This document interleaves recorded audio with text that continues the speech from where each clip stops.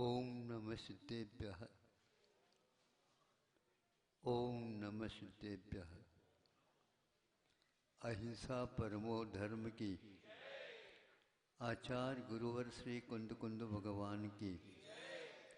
आचार्य गुरुवर श्री ज्ञान सागर मुनि महाराज की। आचार्य भगवान श्री विद्यासागर जी महामुनि राज की।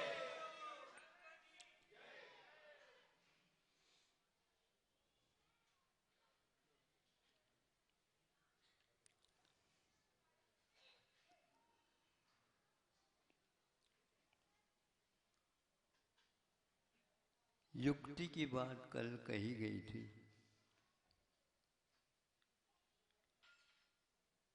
आगम युक्ति से ऊपर उठा हुआ रहता है।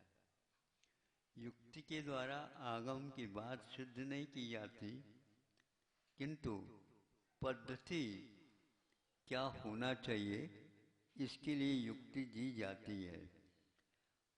आगम में जो है वह बिल्कुल सर्वज्ञ के वचन है, इसमें कोई संदेह नहीं। फिर भी आचार्य कहते हैं भगवान की जो आज्ञा है उस आज्ञा का पालन करना और भगवान के वचनों को सुन करके आपका कहना अक्षरशः ठीक कहना, इन दोनों में बहुत अंतर है। जो बालक होता है वह पिताजी की बात सुनता तो है, नहीं समझे, किंतु मानता नहीं। और बड़ा लड़का रहता है वह पिताजी की बात सुनता भी है और मानता भी है, और उसको दुनिया के सामने रखने के लिए युक्ति भी अपना लेता है। युक्ति काम नहीं करती ऐसी बात नहीं, किंतु जो बात है उसमें हेर फेर करने का काम युक्ति का नहीं है। उसको ज्यों का त्यों रखना।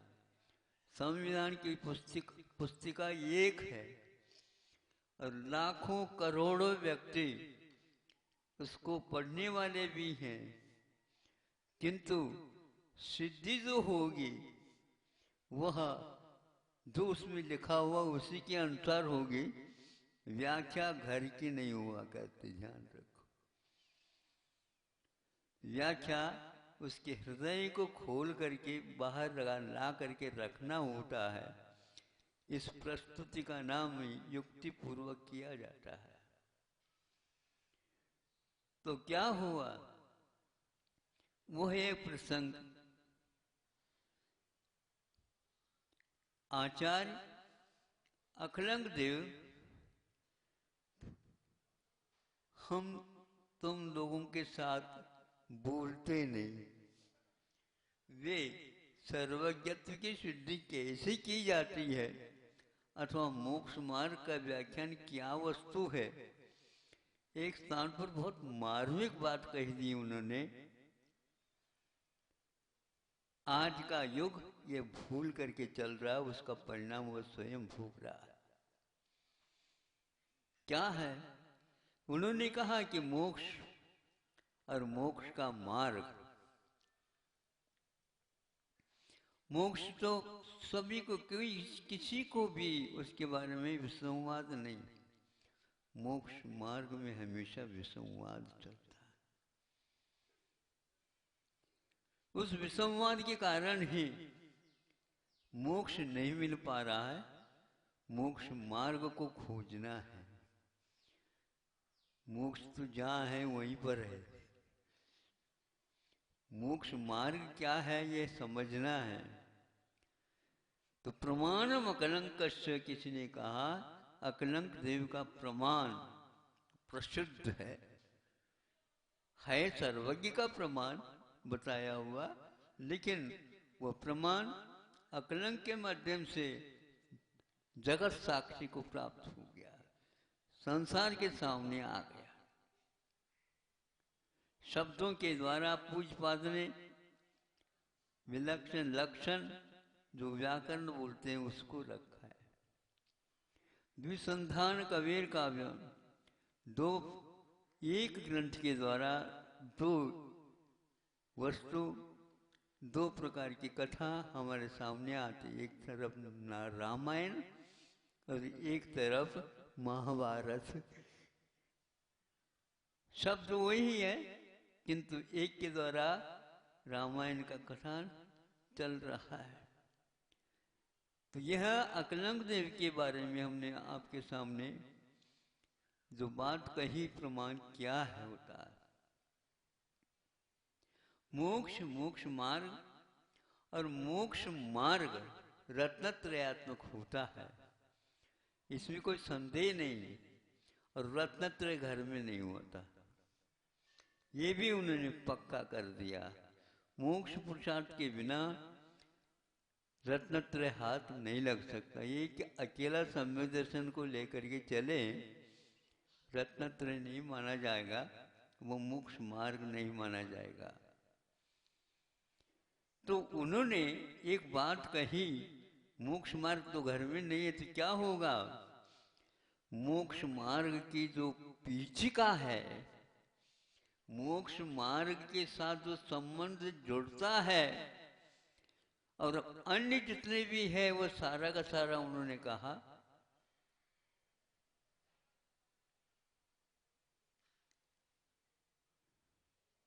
जिसको आज की भाषा में बोल सके तो बकवास। नहीं समझे, ये क्या है, बकवास। उन्होंने शब्द बहुत अच्छा दिया है, अभी मुख में था लेकिन चला गया। अनधिकार चेष्टा भी कर सकते हैं। आज जो कुछ भी अपलाप अपलाप बोलते हैं उसको, अनभि संबंध अपलाप है, वह उससे कुछ भी अर्थ शुद्ध नहीं हो रहा है। किंतु 4 आश्रम है, उनमें से 3 आश्रम के लिए या 3 पुरुषार्थ हैं, ये गृहस्थ आश्रम में होते हैं। और इन 3 आश्रम संबंधी पुरुषार्थ संबंधी जो चर्चा करता है वह तो मोक्ष मार्ग की पीछिका को तैयार कर रखा है। और बाकी जितने भी हैं कोई संबंध नहीं रखते मोक्ष मार्ग से, क्योंकि पुरुषार्थ से वे विमुख है अथवा सही पुरुषार्थ से रहित होने के कारण ऐसा हो रहा है। जो कुछ भी यह पुरुषार्थ संबंधी विवेचन मिलता है केवल भारत में ही मिलता है, अन्यत्र कहीं मिलता नहीं। लेकिन भारत में सर्वत्र मिलता है ऐसा भी नहीं है। चलने मात्र से ये पुरुषार्थ हाथ में नहीं आ सकते। तो उसमें उन्होंने धर्म, अर्थ और काम, जो व्यक्ति गृहस्थ होकर के इन तीनों को भूल जाता, दूसरे कोई मार्ग अपना लेता, तो वो मार्ग है ही नहीं, उसको भटकाने के लिए कारण होता है। शब्द बहुत अच्छा शब्द है। ये आज के जो स्वाध्यायशील है वो इसको देख ले तो अच्छी दिशा उनको मिल सकती है, लेकिन उसके लिए भी भाग्य चाहिए। अकलंक के पास जाना, स्वामी समंतभद्र के बाद अकलंक ही एक ऐसा है जो महावीर भगवान तक पहुंचा सकते। किंतु आज वह अप्रासंगिक जो कुछ भी कार्य है उसकी चर्चा तो बाजार में खूब है, लेकिन प्रसंग के अनुसार जो करना आवश्यक था वो नहीं है। जब हाथ में धनुष और बाण है और कानों तक खींच करके एक छोटे छोटे छोड़ ही दिया, फिर वह बाण लौट करके कभी नहीं आ सकता। जो निशाना है वहीं तक पहुंचेगा, बीच में कोई किसी का अधिकार ही नहीं और क्षमता ही नहीं उसको वह घुमा दे। हाँ, घुमा सकता है लेकिन वह लौट करके नहीं आ सकता। अन्य सारी दिशाएं जा सकते हैं लेकिन वह लौट करके नहीं आ सकते। लौट करके इसलिए नहीं आते, धनुष पर बाण चढ़ता है, आसमान में नहीं। एक स्थान पर उन्होंने इसका 3 पुरुषार्थ के बिना मोक्ष पुरुषार्थ की खोज करने वाला व्यक्ति जिस प्रकार मोक्ष मार्ग को प्राप्त नहीं कर सकता, उसी प्रकार की ये हाल होती है। आज वर्तमान में सभी हारे हारे जैसे लग रहे हैं। देश अन्यत्र खोज रहे थे, खोजो, लेकिन खोजने में और खोदने में बहुत अंतर है। वहां खोजो जहां खोदने योग्य स्थान है, पानी आएगा। पानी आता नहीं, मिट्टी हटी नहीं, पानी फूटेगा, ऊपर की ओर आएगा। अब पानी आप उसको चलाओ, क्या करना चाहते हो? बंद नहीं रहा पानी, बहुत पानी हो गया, बहा दो और उसका उपयोग करो। उपयोग करने के लिए अकलंग कहते हैं ये 3 पुरुषार्थ है गृहस्थ आश्रम में। मोक्ष मार्ग नहीं है, ये 3 पुरुषार्थ है।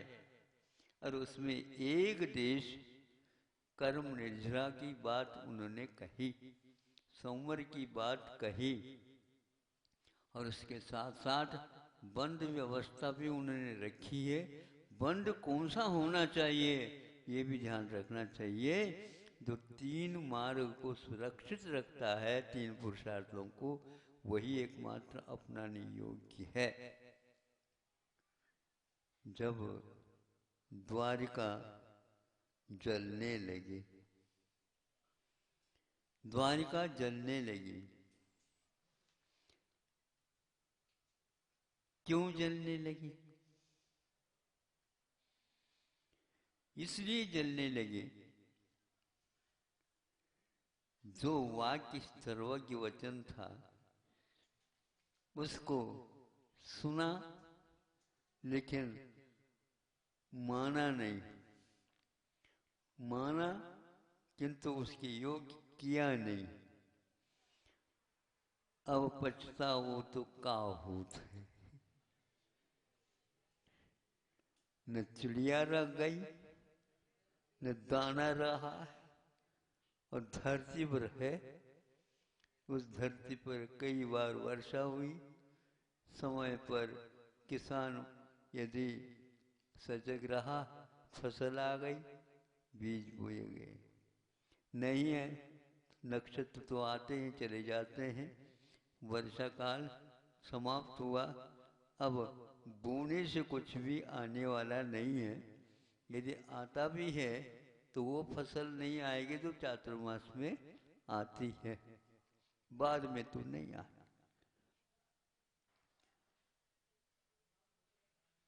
दो ही व्यक्ति खड़े थे, उनको चिंता हुई, पूरी द्वारिका जलने वाली है, धू धू करते हुए। तो समुद्र को ऐसा यंत्र विद्या के माध्यम से पानी पूरा का पूरा समुद्र में पानी, यह द्वारिका को बचाने के लिए उपयोग किया गया। सुन रहे? पानी के द्वारा अग्नि बुझती है। आंखें खोल दो पहले, पानी के द्वारा भी अग्नि बुझती नहीं। कैसे नहीं बुझते? हम तो मशीन लगाएंगे, लगाओ। समुद्र भी पलटा दो तो भी नहीं, लग चुकी है। किसी को बचाओ, बचा नहीं सकते। जिसको बचाना चाहते उसको भी अग्नि अपने चपेट में ले रही है। और 12 योजन तक जो फैलाव था नगर का, वो सारा का सारा उस चपेट में आ चुका है। महाराज जी के पास गए ये दोनों, आंखें खुली, महाराज ऐसा ऐसा हो रहा। तो महाराज जी ने कहा बहुत विलंब से आ गए। 2 बचेंगे, तुम ही 2 बचेंगे, कोई भी नहीं बचने वाला। दोनों को माता पिता याद आ गए। उनको तो वो भी तो 2 है, उन दोनों को बचा दो।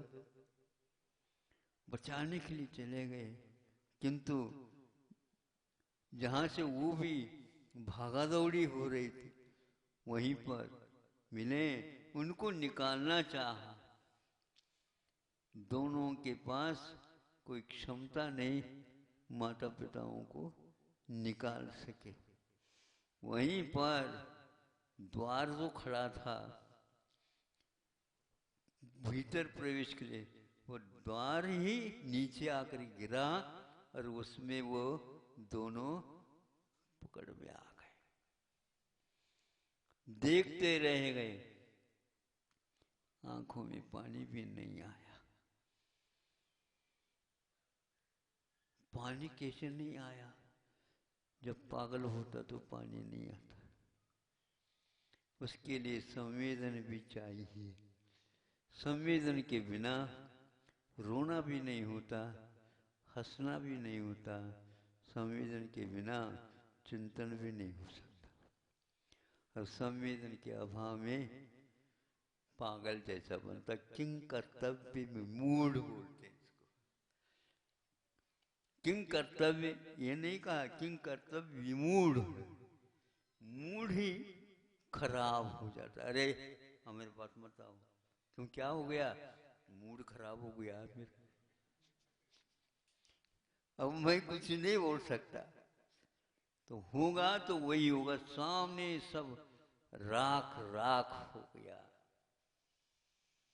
और उसी अग्नि में द्विपायन भी चला समाहित हो गया। ये प्रमाण कलंक। इसको इस ढंग से क्यों नहीं किया? असंबद्ध प्रलाप, उस शब्द आ गए शब्द क्या हुआ?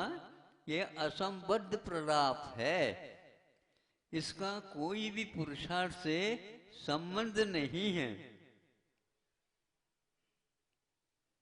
केवल स्वाध्याय करने मात्र से तत्व हाथ नहीं आता, किंतु उसके योग्य कदम उस ओर बढ़ना चाहिए। नहीं है तो उसी अग्नि में राख खाक हो जाएगा। तत्व चिंतन भी सही दिशा की ओर चलने वाले के ही तत्व चिंतन माना जाता है। नहीं है तो उसको देख करके लोगों को संदेह ही मात्र हो सकता है, उससे कोई मार्ग नहीं मिल सकता।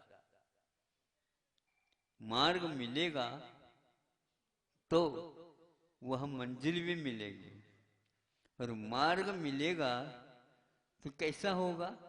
रत्नत्रयात्मक होगा।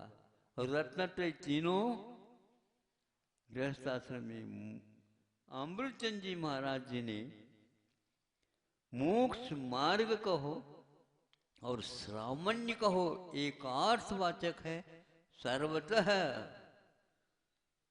ऐसा कहा। सर्वथा पूर्ण रूप से एक अंश में भी कमी नहीं। मोक्ष मार्ग सामान्य कहो और मोक्ष मार्ग कहो एक है। यह प्रवचन सार में उन्होंने 4-5 बार लिखा होगा। उसके कई बार आवृत्तियां संपादन होते होते वो निकल गए होंगे, कई बार स्वाध्याय हो गया होगा, लेकिन अमृतचंद की यह पंक्ति आज तक हमने किसी विद्वान के मुख से नहीं सुनी। नीचे तो क्या लिखा भगवान जाने भावार्थ में क्या है।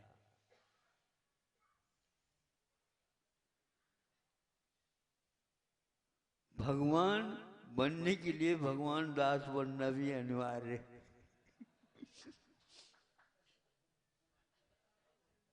बिल्कुल, अन्यथा वो भगवान अपने लिए मिलने वाले है ही नहीं। भक्त और भगवान ये दो नहीं होते, एक ही है।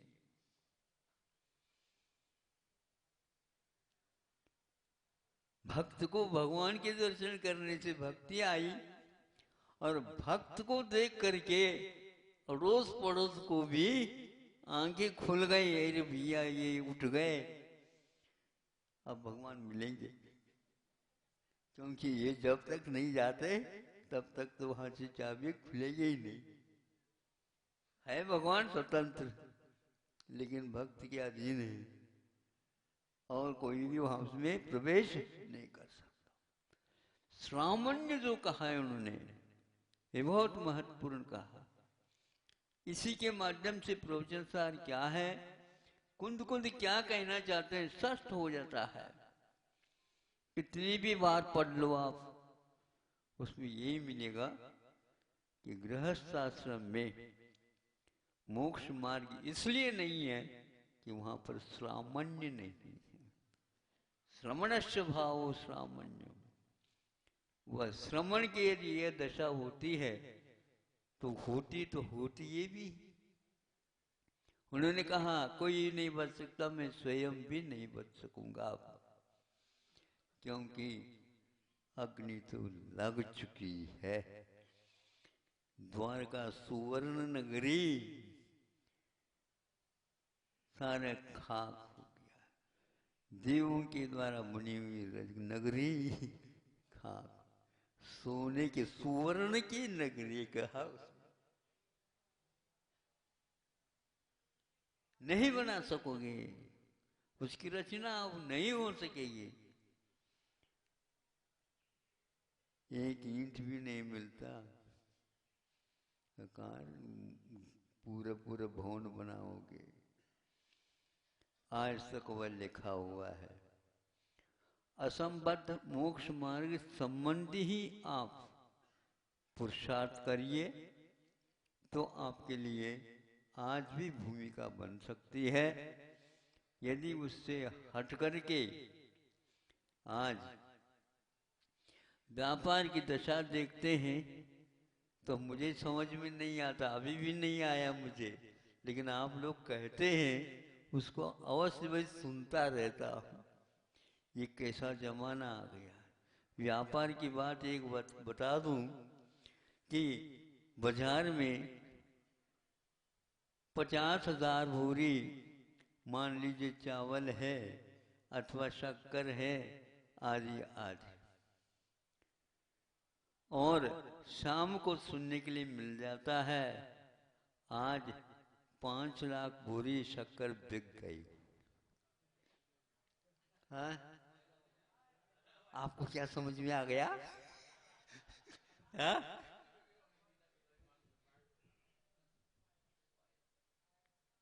काटे गांव में इतना शक्कर है, आया कहां से वो?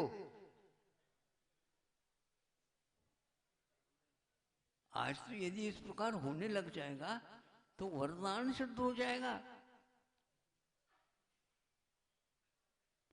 जब बिका 10,000 बोरी और 50,000 बोरी कहां से आ गई? इसी को बोलते हैं सट्टा। ये क्या व्यापार है? वस्तु ही नहीं है, व्यापार कैसे? हार्ड कैश, रोकड़, नगद। इसलिए आप लोग बोलते हैं आज नगद कल उधार, इसलिए कहा ये सब उधार खाते से। और वह 5 लाख यदि बोरी बिक गई तो वह बोरी बिकती नहीं, उतना पैसा नहीं, उसका कितना हुआ मुनाफा वह आपको दिया जाएगा, वह भी एक दिन में नहीं, किस्तों में भी दिया जा सकता है। पैसा नहीं, माल नहीं, रिकॉर्ड नहीं, और नहीं टैक्स देना है। लाओ राम राज कहां से लाते हो? राम राम राम राम कहने से नहीं मिलता। जल्दी जल्दी बोलोगे, मरा मरा मरा मरा मरा निकलेगा, राम राम नहीं निकलेगा। जोर से बोलते जाओ, जल्दी जल्दी मरा मरा निकलेगा उसमें। राम कभी भी नहीं मिलने वाले। रावण माला फेर रहा है, उनको राम नहीं मिले, और राम भटक रहे हैं, उनकी जीत हो गई। क्यों? सत्य के लिए उनका भटकन था, और ये असत्य के लिए भटकन। भटकन क्या? माला फेर रहा है, सोने के स्फटिक मणि की माला हाउ। शांतिनाथ भगवान के चैतालय में हो, घट में तो अशांति चल रही है, और बाहर से स्फटिक मणि साफ सुथरी है, लेकिन गंदा राज चल रहा है भीतर। रावण चला गया, कौरव चले गए, पांडव चले गए, राम चले गए, लेकिन पुरुषोत्तम एक ही बना, राम। बाकी सब ठीक। असंबद्ध प्रलाप ये लिखा है, और इस प्रसंग को राजवार्तिक में अच्छे पढ़िए आप, और सही कर्तव्य की ओर आ जाओगे तो कुछ मिल सकता है, नहीं तो अंत में आपको कितनी भी करो, रौद्र ध्यान ही होगा, इसमें कोई संदेह नहीं। क्योंकि लक्ष्य में केवल पैसा पैसा, नाम नाम, तो फिर राम नाम कहां से आए? केवल मेरा नाम, ये मेरा नाम, ये नाम की भूख बहुत खतरनाक मानी गई। रावण केवल नाम के लिए कर रहा था, और राम हर व्यक्ति के मुख से जय राम जय राम जय राम। हमें बता दो, जहाँ कहीं भी आप लगा गए, महावर महानगरी से भी आ गए हो, कोई भी रावण का नाम मिलता किसी को रखा है? 50 बार तो राम तो मिल जाएंगे, किंतु रावण का नाम नहीं लेते हैं। लेकिन अरे भैया क्या कर, राम राज के स्थान पर रावण राज हो रहा है। ये असंबद्ध प्रलाप किसी एक विद्वान के सामने रख देना, नहीं समझे, और वह अकलंक का प्रमाण वो खोजे ढूंढ करके, और किस अर्थ में लिखा गया, असंबद्ध परिणाम, असंबद्ध प्रलाप। प्रलाप कहाँ है? इसको कोई भी प्रयोग में नहीं लाता, क्योंकि वह संबंधित नहीं है, असंबद्ध। अनधिकार चेष्टा का हो, अथवा बकवास कहो, अनर्गल। अनर्गल, अनर्गल का अर्थ होता है जो व्यक्ति हाथी है, हाथी को बांध दिया और वह लोहे की जंजीरों से, और उसको भी वहां तोड़ डाला, उखाड़ डाला, फिर उसके पास कोई नहीं जा सकता। अब तो वह कोई भी आएगा अपनी चपेट में ले लेगा। ये दशा है, काल के समान हो जाता है वह हाथी। इसी प्रकार आज लगभग व्यापार में इसके अलावा मैंने कुछ नहीं सुना, और इसमें सबसे ज्यादा जैन लोग आगे हैं बताते हैं, किसी को बताइए नहीं। हाँ, बैठे हैं वो सुबह से लेकर के शाम तक शेयर बाजार। हाँ? जैसे मुरलीधर की मुरली पर ऐसे ये काम चल रहा है। क्या हो रहा है? बहुत बड़ा व्यापार। और ऐसे जब वह गिरता है धड़ाम, कहाँ फिर गिर करके जाएगा पता नहीं। अच्छे अच्छे व्यवसायी लोग ये काम करने लगे। असंबद्ध प्रलाप में इसको मानता हूं। इसका अलग दूसरा अर्थ निकालना चाहो नहीं निकल सकता, ऐसा अकलंग देव के द्वारा लिखा गया। इससे बचो तो मोक्ष मार्ग आपका परंपरा से अवश्य ही सिद्ध होगा। परंपरा से मुक्ति मिलेगी तो परंपरा से इन तीन पुरुषोत्तम के साथ आपको मार्ग मिलने वाला है। सीधा ही मार्ग है, जटिल अवश्य है। मोक्ष मार्ग तो जटिल अवश्य जटिल है, किंतु कुटिल नहीं है। सरलता अपनाओ और इस वचन का पालन करो। समय आपका हो गया है। अहिंसा परमो धर्म। आचार्य भगवान श्री विद्या